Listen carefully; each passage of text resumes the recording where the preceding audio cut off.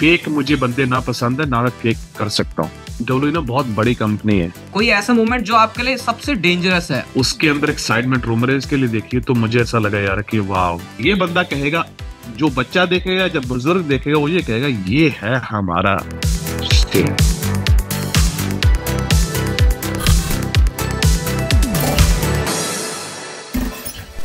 तो वेलकम है गाइस आपका चैटर्स चिल सेशंस के एक और नए एपिसोड में। थोड़े टाइम के बाद हम आए हैं, लेकिन बहुत दुरुस्त तरीके से आए, क्योंकि आज है हमारे साथ हमारे इंडिया के खुद के महाबली शेरा। आप लोग इस नाम से बहुत अच्छी तरीके से वाकिफ होंगे और आज आप ऐसी चीजें जानने वाले होंगे इस एपिसोड में, इस पॉडकास्ट में, जो कि शायद आप शेरा के बारे में पहले से नहीं जानते थे। और शेरा, मेरे को सबसे पहले तो मैं आपको थैंक यू बोलूंगा इस अपॉर्चुनिटी के लिए, और क्योंकि हमारी मातृभाषा मिलती है तो इंटरव्यू भी हिंदी में होने वाला है, और एक भाईचारे के साथ आपको कुछ ऐसी बातें पता चलेंगी जो एज रेसलर तो आप देखते हो टीवी पे, लेकिन अंदर की बहुत सारी चीजें। तो सबसे पहले तो शेरा, थैंक यू हमको ज्वाइन करने के लिए आज, और सारे इंडियंस ही हैं सामने। थैंक यू सो मच आपका भी, और आपके जितने भी लिसनर है उनके लिए बहुत बहुत बहुत थैंक यू। आप सबने हमेशा मुझे प्यार दिया और आई एम वेरी एक्साइटेड ये इंटरव्यू के लिए, और आप सभी के साथ जुड़ने के लिए, क्योंकि शायद ये this is the best way to connect with you all, right? Yes. अब मैं आपको बचपन से ही देख रहा हूँ, तो महाबली शेरा, उससे पहले महाबली वीरा, ये नाम हमने सुने हैं आपके। तो सबसे पहली चीज तो मैं यही पूछूंगा कि जो अमनप्रीत सिंह है पंजाब से, वो शेरा और वीरा कैसे बना? ये शेरा और वीरा नाम से ही पता चल रहा है कि दमदार है, इसके पीछे की अर्थ भी हमको पता है, लेकिन एक्चुअल में ये आया कहाँ से कि इस रिंग नेम के साथ आप हो गए रिंग में? एक्चुअली जब मैंने रिंग का किंग शो किया था, पहला शो था मेरा वो करियर का, तो तब उन्होंने सर्वे किया था सोनी 6 ने कि इस बंदा जो जो इसका हार्ड वर्क है और ये हनुमान का भगत है, और कैसा नाम होना चाहिए जो कि इंडिया को रिप्रेजेंट कर सके और हमारे हिंदुस्तान को रिप्रेजेंट कर सके सब कुछ। इस सर्वे करने के बाद उन्होंने महाबली वीरा सेलेक्ट किया था। हाँ, तो ये सब सोनी 6 की तरफ से शुरू में उन्होंने दिया था ये नाम मुझे, और धीरे धीरे मुझे जब समझ में आया कि महाबली ये सब कुछ मेरी किस्मत के साथ या मेरी जर्नी के साथ, डेस्टिनी के साथ कनेक्ट होता है, क्योंकि मैं महाबली इसलिए क्योंकि हनुमान जी का भक्त भी हूँ और महाबली भी हूँ और वीर भी हूँ, और ये सब कुछ ऑटोमेटिकली सब ऊपर वाला लिखता है, आई थिंक। ये नाम को जिस तरीके से आप कैरी करते हो ना, वो भी बिल्कुल डिफाइन करता है कि जो नाम है या जो चीज आपको मिली है, आप मतलब ऐसा नहीं है कि वो मिल गया आपको तो फिर अब वो लग नहीं रहा है। डेफिनेटली अगर आपको सिर्फ कोई देखेगा अग्रेशन सिर्फ 1 मिनट के लिए रिंग में, तो वो चीज बिल्कुल अच्छी तरीके से नाम को आप जस्टिफाई करते हो। लेकिन जैसा आपने बात करी रिंग का किंग की, इम्पैक्ट रेसलिंग से आपको जो सारी दुनिया है इंडिया में, जो सारे फैंस है वर्ल्ड वाइड, वो जानते हैं वहां का आपका रन बहुत ज्यादा अच्छा रहा। 2017 में इवन शोज भी हुए थे, 4-5 शोज मुझे पता है, याद है अच्छे से, वहां पे आपने परफॉर्म किया था।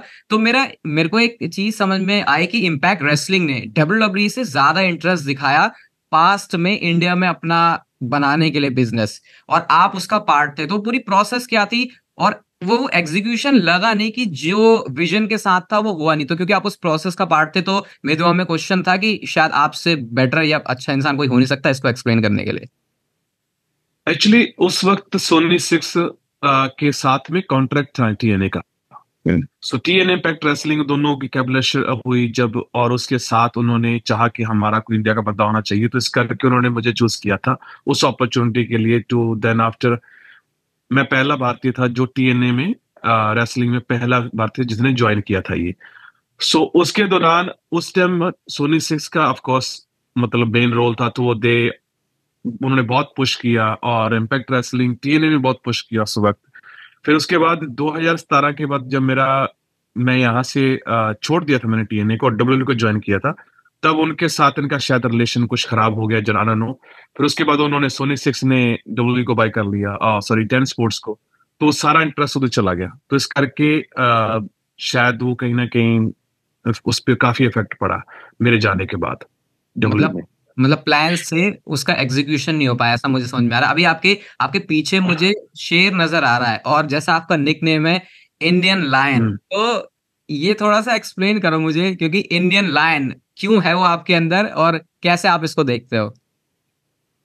देखो, मेरा शुरू से ही एक जज्बा था देश के लिए। जैसे मैं फौज में तो नहीं हो पाया मैं, और आर्मी में मेरा बहुत इंटरेस्ट था, और हमेशा ही देश को मतलब इंट्रोड्यूस करना और लाइक देश के नौजवानों को मोटिवेट करना और आइकॉनिक बनना, ये मेरे अंदर हमेशा था। लायन इसलिए क्योंकि जिस चीजों से मैं निकल के आया हूँ, तकलीफों से निकल के आया हूँ, और चीजों को मैंने फेस किया है, प्रॉब्लम्स को फेस किया है, चाहे वो किस तरह की भी चुनौती मेरे सामने रही, तो एंड ऑफ डे मुझे हमेशा ऐसा लगता था कि दिस इज मेरा ही सफर है और मुझे अकेले तय करना है। और अगर मैं खुद को मजबूत या ताकतवर नहीं बनाऊंगा तो शायद मैं चीजों को मतलब फेस नहीं कर पाऊंगा। और उसके लिए तुम्हें फियरलेस होना पड़ेगा तुम्हें।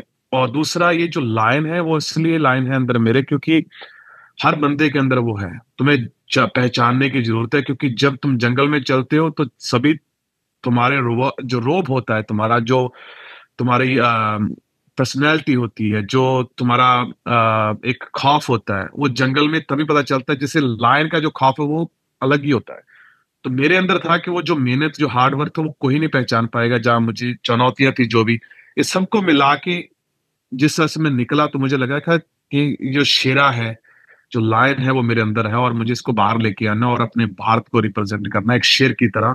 जब भी मैं रेसलिंग की इंडस्ट्री में जा कहीं भी परफॉर्म करूं, तो मैं ऐसे परफॉर्म करूं कि इस जंगल का एक ही राजा है और मैं वो मैं हूं। और मेरे हर हिंदुस्तानियों को, जितने भी भारत की कहीं भी वो बैठे, उनको नाज हो के this is how, this is who we are, ये है हम, ये है हमारा शेर।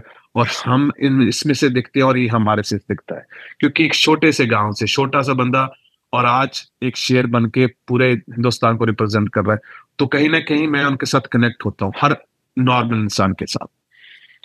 ये वर्ड्स जो आपने बोले, अगर ये सीधा कनेक्ट हो जाए किसी के दिल से, तो मतलब वो आपके वर्ड्स को, फीलिंग्स को, सब चीज को समझ सकता है। फियरलेस होने की हाँ। बात आपने करी, लेकिन आपका ऑलमोस्ट मुझे लगता है 13 साल का रेसलिंग करियर हो चुका है। 2010 के, हम्म। अगर मैं सही, 2010-11 से आपने शुरुआत की थी इसकी। तो आपके पूरे इस रेसलिंग करियर में आपने दुनिया भर में कहाँ कहाँ रेसलिंग करी है। मेरे को एक ऐसा मूवमेंट जानना है, क्योंकि डेफिनेटली आया होगा, रेसलिंग बहुत ज्यादा रिस्की स्पोर्ट है, स्पेशली जिस तरीके से परफॉर्म करते हैं रिंग के अंदर। तो कोई ऐसा मूवमेंट जो आपके लिए सबसे डेंजरस है, आपको लगा यार इस मूवमेंट से मैं निकल गया, आज मैं बच गया, मतलब सबसे खतरनाक वो चीज, वो इंजरी से हो सकता है या किसी भी चीज से। ऐसे देखो, नर्वस हर एक बंदा होता है मैच परफॉर्मेंस के पहले, कोई भी स्पोर्ट्स पर्सन है, हर बंदा होता है। और मैं भी हमेशा नर्वस होता हूँ। जो नर्वस होना भी बहुत जरूरी है, क्योंकि अगर नर्वस नहीं होगे तो परफॉर्म अच्छा नहीं कर पाओगे। और ओवर कॉन्फिडेंस भी बहुत गलत चीज है। तो कई बार लोग उसमें कॉन्फिडेंस में आके बहुत बड़ी मिस्टेक कर देते हैं। दैट्स नेचुरल, सो मुझे ऐसा लगता है कि बहुत सारी इसे एक नहीं बहुत सारी ऐसी घटना घटी जहां पे मुझे लगा था कि काफी रिस्की है। वन ऑफ द मोस्ट जो काफी मेरे लिए मतलब नर्वस था मैं, जहाँ मतलब स्केर था, दैट वाज के मेरा शो था इम्पैक्ट, सॉरी, ओवीडब्ल्यू में। और वो नेशनल टाइटल के लिए मैच था मेरा। और उससे पहले उस लड़के के साथ, जैसी गोदरे के साथ मेरा मैच हो चुका था कई बार, बट उसमें परफॉर्मेंस मेरी नॉर्मल थी, ठीक थी। पर मुझे था कि इस उससे पहले मुझे एंजाइटी होने लगी कि ये कैसे होगा, क्योंकि उसके बाद मैं शायद चैंपियन था। So that was the one of the moment कि मुझे बहुत स्केरी थी मेरे लिए और नर्वस था, उसके उससे पहले मैं एक हफ्ता पहले एग्जैक्टली में घूमा था, मतलब आई डोंट नो मैं कैसे करूंगा, क्या होगा। पर जैसे मैं रिंग में गया और जो मेरा एग्रेशन था, जो मेरा कॉन्फिडेंस था, वो एक अलग ही लेवल का था, क्योंकि मैं बहुत गुस्से में था उस दिन कि आपने आज इस बार जो उस बार। आपने अभी परफॉर्मेंस की बात करी, तो आपको एग्जैक्टली ये कैसे पता चलता है कि मैंने अच्छा परफॉर्म किया, इससे पहले कि आपको कोई फीडबैक दे बैक स्टेज जाके? आप रिंग से निकलते हो, आपको तभी रियलाइज हो जाता है कि आज मैंने बढ़िया किया है, नो मैटर आप जीते हो या क्या हुआ है उस मैच का आउटकम, लेकिन आपको पता क्या चलता है कि आपकी अच्छी परफॉर्मेंस थी या आपने अच्छा किया है आज रिंग में?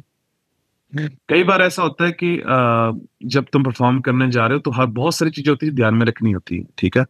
और उसको लेके, मैच को लेके, जहाँ तुम्हारा जो तुम अपने आप को डिफाइंड अच्छे से कर पा रहे हो, जहाँ अपने आप को एक मैं हूँ, एग्जाम्पल है 6.5 फुट का बंदा है और 4 फुट का बंदा सामने है, और वो ऐसे चूतिया हरकतें कर रहा है, मतलब गिर रहा है जैसे, कुछ सेंस नहीं बन रहा। सो कई बार ऐसी चीजें होती हैं जब मतलब, सॉरी टू माय लैंग्वेज, कई बार ऐसा हो जाता है कि खुद को लगता है कि ये क्यों किया मैंने और कैसा, इसकी जरूरत नहीं थी। सो ऐसा हो जाता है। और कई बार ऐसा होता है कि तुम्हें लगता है कि यार शायद वो अच्छी परफॉर्मेंस नहीं थी, पर लोगों के हिसाब से अच्छी होती है। बट ऑनेस्टली तुम्हें सबसे ज्यादा तुम्हें पता होता है कि तुम क्या करके, और मैं और किसी को नहीं पता होता। और उस दिन जब मैंने वो मैच किया था तो मुझे, मेरा उसके बाद मेरा कॉन्फिडेंस जो लेवल था यहाँ से यहाँ आ गया था कि आई कैन डू एनीथिंग नाउ। क्योंकि वो मैच के बाद मेरी एटीट्यूड में और पॉजिटिविटी पॉजिटिविटी आई और अच्छा कॉन्फिडेंस आया। और उसके बाद मुझे लग गया कि I don't care, I can do anything. So उसके बाद मेरा कॉन्फिडेंस काफी बड़ा अच्छा हो गया था। और डेफिनेटली जब एक्सपीरियंसेस होंगे हुए होंगे आपके पिछले 13 सालों के, तो बहुत सारी चीजें सीखी भी होंगी अभी एक्सपीरियंस के हिसाब बहुत से। ज्यादा। अभी जैसे हम्म। नेटफ्लिक्स पर भी रेसलर्स आई है, अभी इसका काफी बज हम्म। क्रिएट हुआ है। आप मैंने सारे एपिसोड्स फॉलो किए और ऑब्वियसली हम आपके बारे में बात कर रहे हैं, तो वहां पे मैंने कुछ ऐसी चीजें देखी, मेरे को थोड़ा सा डाउट हुआ कि ये, मेरे को आपसे जानना, मैं बहुत क्यूरियस हूँ, मैंने इसको बचा के रखा था यहाँ के लिए, कि जो चीजें हमने देखी कि आप $600 घर पे भेज रहे हो, केटरिंग का काम वहां पे हो रहा है, आप बता रहे थे आप हनुमान जी के भक्त हो, वो भी चीज हमने देखी है। फिर आपको शोल्डर में इंजरी हुई है तो अपनी मदर से उसको छुपा रहे हो। तो वो जो पूरी नेटफ्लिक्स का रेसलर से शूट किया गया है, इसमें मेरे को ये मतलब नो डिसरिस्पेक्ट टू यू, लेकिन मेरे को जेन्युइनली जानना है कि जो चीज़ दिखाई गई है वो एक्चुअल में कितनी है और एग्जैजरेट इसको कितना किया है? क्या वो बिल्कुल रियल है जो जितना उसमें दिखाया है, या थोड़ा-सा उसमें वो स्टोरी को इंटरेस्टिंग बनाने के लिए चीज़ें ऐड की हैं? No, that's his documentary. वो एक सच्ची कहानी है। और ट्रूली जो मैं हूँ, that's is what you can see there. ਉਹਦੇ ਉੱਪਰ उसमें कुछ भी बनावटी नहीं है। That's is my real life. क्योंकि मैं एक घर में बड़ा आदमी, बड़ा हूं मैं, मेरे पापा नहीं है। और जो भी इमोशन थे वो मेरी 3 घंटे की इसी रूम में इंटरव्यू हुई है। उसमें से सिर्फ मुझे उन्होंने आधा घंटा ही, मेरा 15-20 मिनट का मेरा इंटरव्यू चलाया उसमें। तो अगर बहुत कुछ था जो शायद उसमें आया भी नहीं अभी तक। सो एवरीथिंग जो भी वहां पे देखा आपने, yes I do catering job because मैनू अपने अपने घर पे फैमिली की हेल्प करनी पड़ती है मुझे। क्योंकि मेरी सिस्टर है, मेरा यंगर ब्रदर है। और उसके अलावा जो मेरे शोल्डर डिसलोकेट हुआ था मेरा, उससे पहले मेरा पैर टूटा था। अ, यहाँ से राइट ओवीडब्ल्यू में करते हुए पैर क्रैक हो गया था, राइट वाला। तो तब भी मैंने एक पैर से गाड़ी चलाई, क्योंकि अकेला था यहाँ पे। एक पैर से गाड़ी चलाई और उसके बावजूद भी मैंने डिलीवरीज की, क्योंकि मुझे, मेरे पास वो जॉब मुझे सूट करती है और मेरे टाइम के साथ सूट करती है। इसलिए मुझे एक्स्ट्रा पैसे चाहिए, क्योंकि जो भी मेरा कॉन्ट्रैक्ट इम्पैक्ट रेसलिंग के साथ है, सो दे डोंट, वो मुझे इतना पैसा नहीं देते। और मेरे पास टाइम बहुत ज्यादा होता है पूरे दिन के अंदर। तो घर पे बैठने से अच्छा है कि कुछ एक्स्ट्रा कमाया जाए, जिससे मेरे खुद के एक्सपेंसिव कवर हो जाते हैं, फैमिली की सपोर्ट हो जाती है। सो वो मैं हमेशा करता हूँ और करता रहा हूँ। और पैर टूटा था तब भी मैंने अपनी फैमिली को 3 महीने बाद बताया था, मम्मा को, क्योंकि मम्मा मेरी टेंशन ले जाती है, बीबी बढ़ जाता है। मैंने भाई को भी नहीं बताया, सिस्टर को, किसी को नहीं पता था कि मेरी इंजरी हुई है। फिर शोल्डर डिसलोकेट हुआ तो भी मैंने नहीं बताया, क्योंकि they can not do anything, वो कुछ नहीं कर सकते। और मैं उनको टेंशन दे के और उनका बीबी बढ़ाऊं, और वो, उससे कोई फायदा नहीं है। इससे अच्छा जो साथ मेरे साथ हुआ है उसको मैं खुद ही हैंडल करने की कोशिश करता हूँ हमेशा। सो जो जो भी नेटफ्लिक्स में देखा है, बहुत सारे ऐसे लोग हैं इंडिया में, मुझे मैसेज आते हैं फेसबुक पे, they want my help, and I really honestly genuinely want to help every single person जो भी रेसलिंग इंडस्ट्री में आना चाहता है या किसी भी स्पोर्ट में। बट मेरा, उनको मैं क्या बताऊं कि I am still struggling in my life, क्योंकि अभी मैं खुद एक हार्ड वर्क विद थ्रू जा रहा हूं। जैसे ही मेरे पास भगवान वो करेगा तो मैं, I will definitely try to help the people who deserve to help, you know. ये नेटफ्लिक्स पे जो हमने रेसलर्स देखा, अगर आपकी बातें ऐसी हैं, और डेफिनेटली आपकी बातों में मुझे पूरा यकीन है, तो ये बहुत इंस्पायरिंग है। अगर आपको गाइस नहीं पता तो रेसलर्स नेटफ्लिक्स पर पूरी एक एपिसोड है, 7-8 एपिसोड है उसके। तो वो पूरी ओवीडब्ल्यू जो प्रमोशन है उसके ऊपर बेस्ड है, जहां पर शेरा की भी स्टोरी है। तो आप उसको जाके जरूर चेकआउट करना, और आपको तब चीजें और अच्छे समझ में आएंगी कि जो टीवी पे दिखता है और जो रियल लाइफ में वहां पर क्या क्या डिफरेंसेस हैं। कुछ ऐसी चीजें भी हैं जो मैं बताऊंगा नहीं भी यहाँ पे, क्योंकि सब कुछ अगर हम बता देंगे तो फिर ऑब्वियसली आप नेटफ्लिक्स पे जाके रेसलर्स देखोगे क्यों, तो फिर वहां के लिए बहुत सारी चीजें हैं। कुछ शेरा के बारे में ऐसी बात है कि आप शौक हैरान हो जाओगे उसको जान के। लेकिन अगर हम थोड़ा सा आपके करियर में पीछे जाएं, तो इम्पैक्ट रेसलिंग में अभी डब्ल्यूडब्ल्यूई के अंदर जैसे हॉटेस्ट स्टार जो राइजिंग सुपरस्टार है एले नाइट, जिनको इलाई ड्रेक के नाम से पहले जानते थे, इवन आपने भी उनके साथ compete किया है और मेरे स्टैट के हिसाब से आपने उनको हराया भी है। तो मुझे ये जानना है कि उस टाइम पे आप मतलब एले नाइट को जब आप अब देखते हो और एले नाइट को तब देखते थे, क्या आपको डिफरेंसेस लगते हैं? और एज अ रेसलर आप उनको किस तरीके से देखते हो, सीखते हो, या ओवरऑल अभी क्या थॉट है आपका उनके बारे में? आई थिंक जो भी इंसान है, चाहे वो किसी भी फील्ड में अगर वो हार्ड वर्क करता है, उसके लिए उसकी जी जान लगाता है, चाहे उसके लिए पैशन है उसके अंदर उसकी चीज के लिए, वो आज नहीं कल तो उसका टाइम जरूर आता है। सो एले नाइट के साथ जैसे मैंने काम किया और मैं उसको जानता हूँ, मुंबई में भी हम दोनों साथ में घूमे हैं, क्योंकि बॉबी लैशली, मैं और एक लड़की और थी, हम तीनों ने उनको मैंने काफी घुमाया भी, हम लोग वहां पे शो भी किया। So Eli Knight is my good friend है। हम मैसेज मैंने जिसको कॉन्ग्रेचुलेशन भी किया था, इंस्टाग्राम पे हमारी चैट भी होती है। So he is a great guy, great athlete, बहुत अच्छा परफॉर्मर है और बहुत अच्छा माइक्रोफोन पे उसका बहुत ज्यादा कंट्रोल है, बहुत अच्छा ही he been doing this maybe 20 years। So काफी एक्सपीरियंस भी है और he was doing great job in Impact Wrestling as well.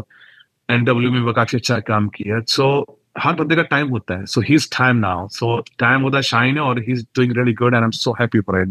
Because I think जैसे वो रेसलिंग में आया तो ये जब जैसे ओवर हुआ, जैसे क्राउड के साथ रिएक्ट कर रहा है, तो आई थिंक ऐसा लग रहा है जैसे रेसलिंग में जान आ गई वापस। एग्जैक्टली। वो एले हाँ। नाइट को देख के लग रहा है, और आप क्योंकि उनको जानते हो पहले से, तो आपने उनको पास से देखा है, ऐसा आपने बताया, इंडिया में बहुत घूमे, तो आई थिंक आपने वो पहले देख लिया होगा उनके अंदर कि हाँ ये बंदा तो जाएगा, और हार्ड हाँ। वर्क भी है। हाँ, हर बंदे का टाइम आता है, उसका टाइम है, ठीक है, हर किसी का आता है। जैसे मैंने कभी सोचा नहीं था, लाइक मैं सोचा अपनी लाइफ के बारे में, तो कभी छोटे से गांव से अभी आज हॉलीवुड के मेन डायरेक्टर आके उनके साथ काम किया है, नेटफ्लिक्स पे आया हूँ। So you never know, but end of day थोड़ा हार्ड वर्क पेड ऑफ होता है।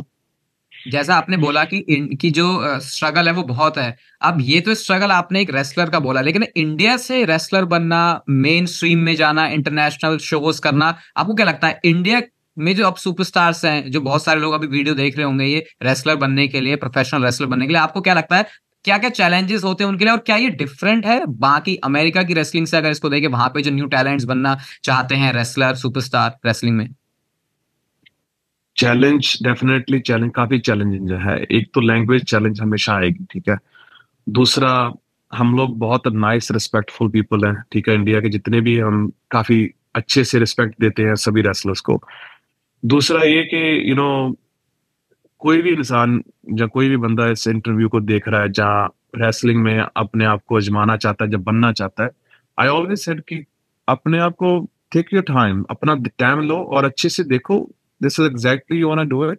अगर आप बेसिकली आप करना ही चाहते हो, इसमें जी जान लगाना चाहते हो, तो फिर सब कुछ एक साइड पे रख के उसके ऊपर पूरी स्टडी करो इसके बारे में, और सही जगह से ट्रेनिंग लेने की कोशिश करो। और मीन टाइम अपना बैंक बैलेंस और हार्ड वर्क, क्योंकि पेरेंट्स भी साथ में, फैमिली जैसी सब चीजें, उनको भी ध्यान में रखो।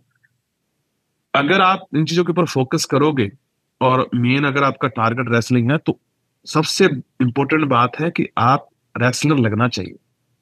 कि अगर आप लग ही नहीं रहे, कि एक पर्सनैलिटी नहीं है, एक बॉडी नहीं है, क्योंकि रेसलिंग इंडस्ट्री इतनी बड़ी हो चुकी है, उसमें स्टैंड आउट होना बहुत जरूरी है। अगर आप स्टैंड आउट नहीं होती हो, जब अलग नहीं दिखती हो, तो आप कुछ टाइम के लिए टिकोगे, उसके बाद निकल जाओगे। सो टिके रहना उससे भी ज्यादा हार्ड वर्किंग वाला काम है। सो जो भी बंदा इसको ज्वाइन करना चाहता है, जहाँ करने की कोशिश कर रहा है, जहाँ रियली इसके बारे में उसके लिए फायर है रेसलिंग के लिए, सो टाइम विल कम। और just have to faith in yourself, believe रखो अपने ऊपर और कोशिश करते रहो। और अपॉर्चुनिटीज तो बहुत अभी आगे खुल रही है और खुलेंगी, आई थिंक, क्योंकि इम्पैक्ट रेसलिंग भी ग्रो कर रही है, ओबीडब्ल्यू भी ग्रो कर रहा है, डब्ल्यूली हर साल वहां पे आता है। So you never know. ओवीडब्ल्यू की आपने बात करी, तो करंटली आपका रन ओवीडब्ल्यू में चल रहा है। आप इंडिया के पहले ओवीडब्ल्यू नेशनल हैवीवेट चैंपियन वहां पे बने हो, तो अभी आप कैसे देखते हो ओवीडब्ल्यू को कि कितना टाइम वहां पे आप काम करना चाहते हो, या अभी करंट आपका जो थॉट प्रोसेस है वो कैसे है ओवीडब्ल्यू को लेके?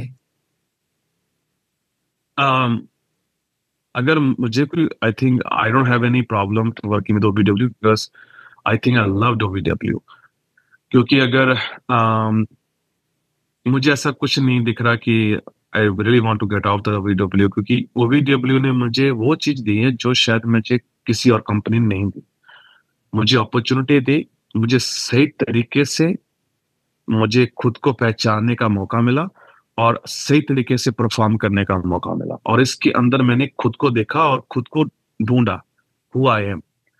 सो द ओवीडब्ल्यू, आई थिंक अभी तो ओवीडब्ल्यू का टाइम है जो हम बहुत ऊपर लेके जाने वाले हैं, क्योंकि I am the one of the top star OVW. So अगर ओवीडब्ल्यू हम यहाँ तक लेके आए हैं तो हम खींच के लेके आए हैं अपने साथ, मेहनत करके उसके ऊपर मेहनत डाली, हार्ड वर्क किया है। और मुझे ओवीडब्ल्यू अट्रैक्शन इसलिए ज्यादा लगी थी जब मैं पहले आया था, क्योंकि बड़े बड़े नाम यहीं से गए हैं, बटिस्टा, रैंडी ऑर्टन, जितने भी बड़े बड़े रेसलर हैं। तो मुझे था कि जब मैं ये दूसरा नाम बनना चाहता हूँ जो यहाँ से शायद बड़ी स्टेज पे जाके परफॉर्म करेगा, क्योंकि I want to represent OVW as a huge star in future. So OVW का काफी ब्राइट फ्यूचर आगे। ह्यूज स्टार की आपने बात करी, और जब इन जनरल रेसलिंग टर्म में ह्यूज स्टार या बड़े स्टार की बात करते हैं तो उसको सीधा डब्ल्यूडब्ल्यू से लिंक करते हैं। और 2018 में कुछ एक शॉर्ट पीरियड के लिए आप डब्ल्यूडब्ल्यू के साथ साइंड थे। एनएक्सटी में आपने कुछ एक मैचेस भी किए थे, आई थिंक जीत रामा के साथ आपने मैच किया था। तो क्या उसकी प्रोसेस थी, और वो क्यों, जो जो चीज सोच के, मतलब ऐसा क्या हुआ कि वो सिर्फ कुछ महीनों के अंदर ही फिर आप डब्ल्यूडब्ल्यू का पार्ट थे और उसके बाद नहीं रहे? उसके पीछे की स्टोरी पता नहीं है इतनी एग्जैक्टली लोगों को। बात ये है कि देखो, डब्ल्यू ना बहुत बड़ी कंपनी है, इट्स ह्यूज वन, और हर बंदे का ड्रीम होता है वहां पे जाना। बट मेरा भी वैसे ही ड्रीम था कि वन ऑफ डे कि मैं कभी ना कभी वहां पे जाऊंगा और परफॉर्म करूंगा। जैसे वहां पे मैं गया और आई वाज वेरी एक्साइटेड, जो मेरे अंदर फायर थी, जो एक्साइटमेंट थी वहां पे जब मैं गया, और धीरे धीरे धीरे वो कहीं गुम होगी। क्योंकि वहां पे ना बहुत ही अलग ही तरीके का माहौल है वहां पे। वहां पे हर बंदा एक दूसरे के ऊपर पैर रख के आगे बढ़ना चाहता है, और हर कोई सेल्फिश है वहां पे। तो मैं एक बहुत नाइस, जेन्युइन और रिस्पेक्टफुल चीज से आया था, कि जैसे इम्पैक्ट रेसलिंग में था तो हम लोग बहुत पोलाइटली काम करते थे। वहां पे सिस्टम में डाइजेस्ट नहीं कर पाया, मैं फिट नहीं हो पाया, क्योंकि मुझे किसी के ज्यादा वो तरले मारने, जा जा पॉलिश करना, like hi, try to be fake, मतलब फेक मुझे बंदे ना पसंद है, ना मैं फेक कर सकता हूँ। तो वहां पे मैं फिट नहीं हो पा रहा था वहां पे, क्योंकि आई डोंट नो, मैच हुए काफी, और धीरे धीरे मुझे पता चला कि इस जा तो ये मैं खुद छोड़ दूं इसको, जा मैं यहाँ से निकल जाऊं, क्योंकि वहां के लिए मैं रेडी नहीं था, क्योंकि मैं प्रिपेयर नहीं था वहां के लिए। तुम्हें प्रिपेयर होना चाहिए, क्योंकि वहां का माहौल बहुत अलग है, बहुत प्रोफेशनल लोग हैं वहां पे। सो या I don't know about future, but I was not ready that time. और बट आई डेफिनेटली वहां से कुछ सीखा मैंने, सीखे निकला, और खुद को पहचाना मैंने, लाइक क्योंकि जब उसके बाद निकलने के बाद जो मुझे पता चला कि कि ऐसा लग रहा था कि यार आई वांट टू, क्योंकि उन्होंने मुझे ऐसे सब कुछ दे दिया और यहाँ पे ले आए, और वहां से खड़ा करके टॉप पे नीचे से सीढ़ी खींच ली। ऐसा हुआ मेरे साथ, क्योंकि मेरी जॉब चली गई, मेरे ऊपर रिस्पॉन्सिबिलिटी थी, और ये सब कुछ उन्होंने मुझसे एकदम से छीन लिया। सो बस बहुत टफ रहा मेरे लिए वो। ये जो सारी बातें हमको शेयर कर रहे हैं यहाँ पे नेटफ्लिक्स पे, जो रेसलर्स पूरी डॉक्यूमेंट्री, उसमें आपको बहुत सारी चीजें पता चलेंगी। ऑब्वियसली सब कुछ यहाँ पे डिस्कस नहीं हो सकती, लेकिन जब प्रोफेशनल रेसलिंग की बात हो रही है, रेसलिंग एंटरटेनमेंट की बात हो रही है, तो इस समय एक नाम के बगैर अगर मैं आपसे बात को एंड करूं तो वो सही नहीं रहेगा। अभी हमारा किसी भी तरीके से एंड नहीं, अभी एक बहुत और मेरा बड़ा सवाल है आपके, लेकिन मैं आपको सिर्फ एक नाम बोलना चाहूंगा, और वो है रोमन रेंस। जब मैं नाम बोलता हूं तो आप इसको किस तरीके से, मैं कुछ नहीं बोल रहा कि आप उनके बारे में तारीफ करो, बुराई करो, मैच के लिए बोलो, कुछ भी, सिर्फ रोमन रेंस अगर मैं वर्ड बोलता हूं तो आप क्या सोचते हो उस बारे में? रोमन रेंज की जो पॉपुलैरिटी है, you know, I think is blessed with so many things, because great athlete, personality, height, everything. He have everything जो एक स्टार के पास होना चाहिए. So मैं इंडिया में था, आई थिंक 2-3 साल पहले जब मैं इंडिया में था, तो मैं कहीं गया था गांव में, छोटे से गांव में विजिट करने गया था. तो वहां पे एक पैरालाइज बच्चा था, और वो बंदा यू नो शायद मुझे नहीं जानता था, बट उसने बोला कि I am your huge fan. उसकी फैमिली ने बोला कि महाबली शेरा ये वो. बट जो मैंने उसके अंदर एक्साइटमेंट रूमरेज के लिए देखी, तो मुझे ऐसा लगा यार कि वाह, कि उस बंदे का और इस डब्ल्यू का इतना इम्पैक्ट है हमारे लोगों के ऊपर कि लोग dying to meet to them, so मुझे वो चीज बहुत छुई, और एक मोटिवेट भी किया कि मुझे भी एक ऐसे मुकाम पे जाना है कि जब लोग मेरे लिए भी ऐसे इंतजार करें और मिलने के लिए प्यार करें, और मिलना चाहें. So Roman Reigns, I mean he is amazing what he doing. जैसा आपने बोला, आप भी काफी बड़े फैन लगते हो रोमन रेंज के. एक्चुअली मैं सबका ही फैन हूँ. देखो, Roman Reigns, Randy Orton, Rock, हर कोई है. मतलब मैं इन जनरल रेसलिंग का बहुत बड़ा फैन हूँ. ऐसे स्पेसिफिक किसी एक नाम को नहीं बोलूंगा, बट यस, रैंडी ओर्टन का सबसे बड़ा.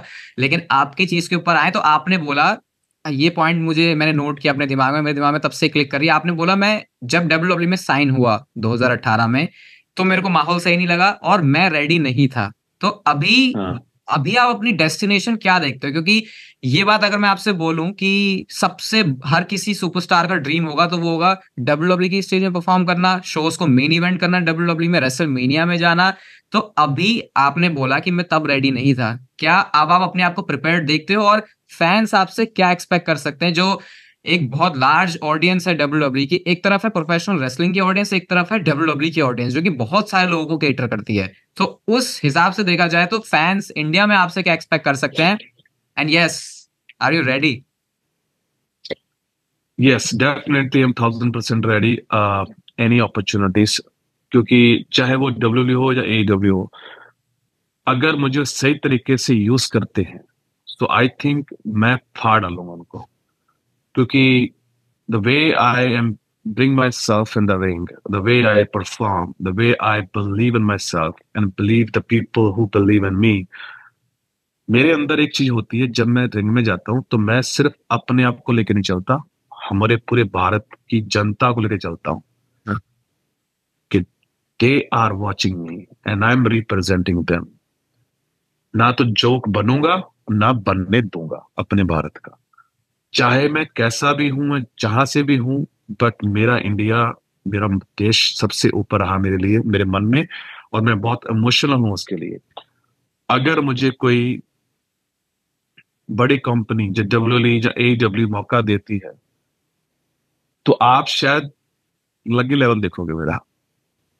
क्योंकि कोई बात हार जीत की नहीं है, बट जो भी होगा ना, तो ऐसा होगा कि यार ये बंदा कहेगा, जो बच्चा देखेगा, जब बुजुर्ग देखेगा, वो ये कहेगा ये है हमारा शेर. ऐसे होती है रेसलिंग. आई थिंक ये जो वर्ड्स आपने बोले हैं, अगर ये डब्ल्यूडब्ल्यू के रिंग में या किसी भी प्रोफेशनल रेसलिंग के रिंग में कोई बोले और इंडियन सुने, तो मुझे लगता नहीं है इस अभी आपका साइज, आपकी फिजिक जो कि दिख रही है अभी अच्छी, लेकिन जो रिंग में आप दिखते हो उसके कंपैरिजन में नहीं दिख रही, क्योंकि अभी आपने शर्ट्स वर्ट्स पहनी हुई है तो डेफिनेशन नजर नहीं आ रही.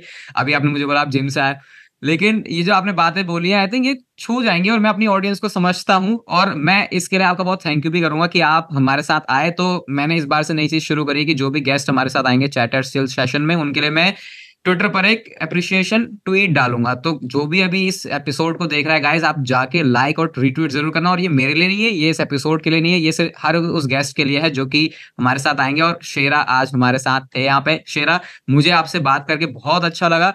मेरे को जो आपकी इनसाइट चीजें थी वो बहुत कुछ सुनने को मिली, जानने को मिली. और आपने जो अग्रेशन दिखाया है, मतलब सीट पे बैठ के भी आराम से अंदर जो उबलता हुआ खून आपके दिखा. और जैसा आपने बोला ना कि आप फौज में जाना चाहते थे, तो वो बात मेरे अभी कनेक्ट कर गई. आपने बोला ना जब आप एंट्री करते हो तो आप ये नहीं बोलते कि आप जा रहे हो शेरा, हम पूरे इंडियन ऑडियंस को रिप्रेजेंट कर रहा हूं, मैं तुम्हें जा रहा हूं. तो वो बात आपकी बहुत अच्छे से लिंक हुई है, कनेक्ट हुई है. कुछ एक फाइनल मैसेज जो आप अपनी इंडियन ऑडियंस को देना चाहोगे, ओवीडब्ल्यू में करंट सुपरस्टार हो क्योंकि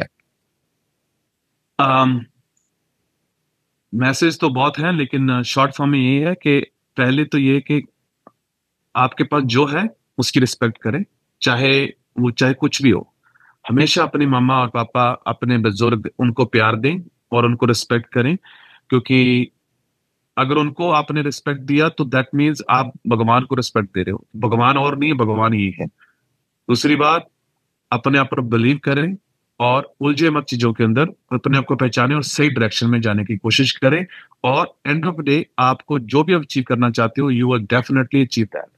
सेकंड, OVW का स्टार हूं मैं, और आने वाला फ्यूचर में शायद बहुत सारी चीजें देखने को मिलेगी। और ऑलवेज इंडिया मेरे दिल में है, और इसी करके ही मैं इंडियन लायन कहलाता हूं। और भारत मेरा देश है और मैं उसका वासी हूं, और मैं प्राउड हूं हुआ है। God bless you all and love you. And जिसने भी OVW का शो, जो डॉक्यूमेंट्री नेटफ्लिक्स पे नहीं आई है, उसको नहीं देखा तो जरूर देखें, और उसके क्लिप्स सोशल मीडिया पे शेयर करें और मुझे टैग करें, और मैं उसको अपने सोशल मीडिया पे शेयर करूंगा। That's all, and love you all, and thank you, Rohit. I appreciated your time, and I'm happy we did that, and I'm looking forward to whatever the future for you and me. One day maybe we have time to we can sit down together and have other interview with you. Thank you इतनी बड़ी बात बोलने के लिए। और शेरों ने इतने भारी भरकम वर्ड्स बोले, तो मैं कुछ और बकवास बोल के इस इंटरव्यू की एंडिंग बेकार नहीं करूंगा। थैंक यू शेर हमको ज्वाइन करने के लिए। बहुत जल्दी गाइस मैं भी आपसे मिलूंगा चैटर्स चिल सेशंस के अगले एपिसोड में। तब तक के लिए goodbye and take care. जय हिंद।